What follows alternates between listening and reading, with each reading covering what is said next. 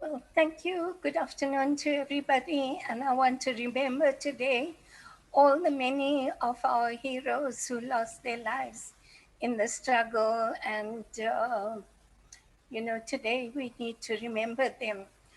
I think that a lot has been done, but a lot more needs to be done as we go forward. I think when we talk about reconciliation, it means that all the people, not just one section of the community, but everybody needs to come together. And if we look at history of communities that have succeeded in reconciling, you find that these are communities where there is, there's equality, an egalitarian society where people have access to the basic necessities of life. So they are not struggling at the economic level, at other levels of access to basic facilities. And therefore, it's easier to reconcile and to live together in peace and harmony.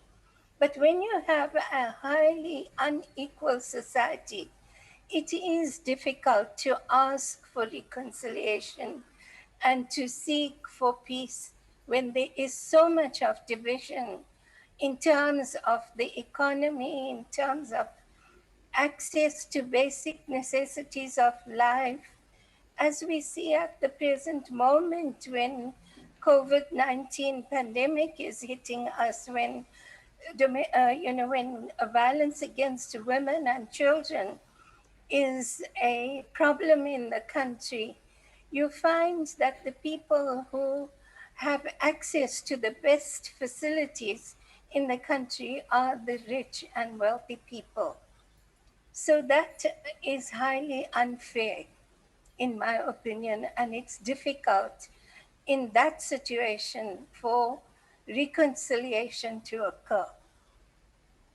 I mean, if you look at just recent activities in South Africa, over the past couple of weeks, especially during a pandemic. I mean, we saw people in the Western Cape being evicted from their homes during a pandemic, which was declared unlawful by the courts. And then we moved over to seeing segregation in the Free State and again in the Western Cape. How do these latest events make you feel in as far as how far we still have to go as a country? Absolutely. I mean, one of the basic things about reconciliation is compassion. And when people, lack compassion and lack that basic feeling for the other, then I think that we have a long way to go. So when you see these kinds of incidents, the first thing that occurs to you is, where is compassion in all these activities where people have been forcibly evicted, where people are being treated in such ways? Where is compassion? Also, when we look at the corruption in the country, you see that people are depriving the poor in order to enrich themselves. Where is compassion in that sort of behavior? So for me, compassion is a huge thing that we have to work on. And when we talk about spirituality and we talk about faith, then I think that spirituality is the most important thing that we need to revive in our country, in our people. And in fact, spirituality and faith are just some of the things that your grandfather embodied. Talk to us a little bit about him and some of the just some of the virtues that you remember about him and the values that you've carried on since his passing. I mean, on the one hand, and for many years, your grandfather has been revered and hailed as somebody who fought against apartheid, but yet some accuse him of being anti-black. I mean, just what are some of your comments and reaction on how a lot of people perhaps didn't know the man as you know him, and how he would be reacting, in some of the happenings that are happening in South Africa at the moment, some of the occurrences that we've seen that go against compassion? So when I look at, Phoenix Settlement, which was the ashram or the place that Gandhiji started, that's where I grew up. And I learned about my grandfather in that particular place. And when we look at the history of that place, you realize that compassion was a basic necessity.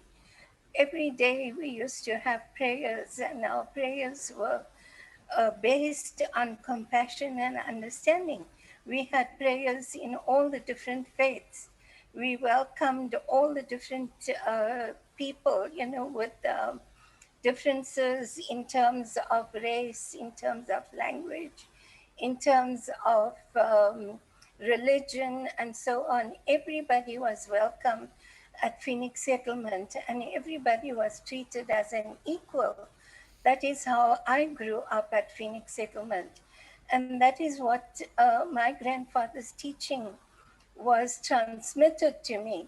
So when people label him as a racist, maybe there were comments that he made. And, I'm not sure why he made those comments at that particular time.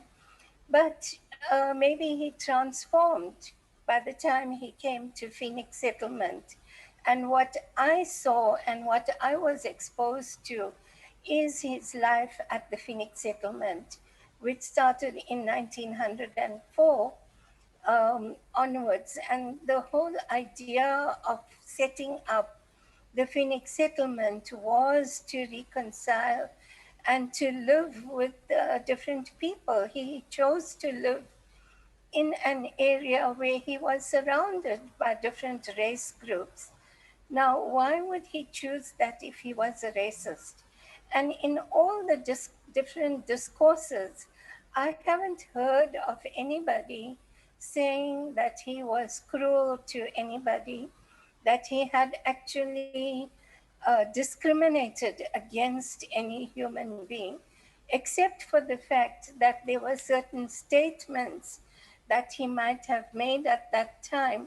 There is no other basic evidence that he practiced any kind of cruelty. In fact, let me tell you that when he left South Africa, the lands that he had, that's at Phoenix Settlement, and there were 2 properties in Durban, he gave it to the community and not to us as his family. We were left with nothing, no land or home or anything. We were allowed to live there for as long as we chose to serve the community. But there was nothing that belonged to us. Everything was left on trust for the benefit of the community. So, a person who did that, he didn't even take the land away from the community in South Africa. Ma'am Ella, how does one call that person a racist? We're quickly running out of time, but perhaps let me also just bring in this. I mean, we've heard from a number of quarters that South Africa at the moment is very divided, and it doesn't seem that it is at that reconciliation stage that we thought we ought to be 26 years on. Now, at the center of that hurt are the youth of South Africa. You yourself have been an activist when you were young in South Africa. Talk to us about how the youth should just make sense of all the things that are currently happening now as the future leaders of tomorrow, as it were. What are some of the things that they should be trying to do now and to make sense of all this noise around them? Okay, so the first lesson that I have learned and that Gandhi himself spoke about is that we have to be the change we want to see in the world. So the change begins with ourselves, each one of us. We need to look within ourselves and begin to make those changes. So, my message to the youth is that they need to look within themselves and see how they would like to see the new world and start becoming that change that they want to see. Because you can't ask other people to change when you haven't changed. So we have to set the example. That's the first thing I think, I would like to say to the youth today. All right, thank you so much, ma'am, for your time. That's where we have to leave it for this afternoon. That was Ela Ghandi, peace activist and granddaughter of Mahatma Ghandi, speaking to us on this day of reconciliation.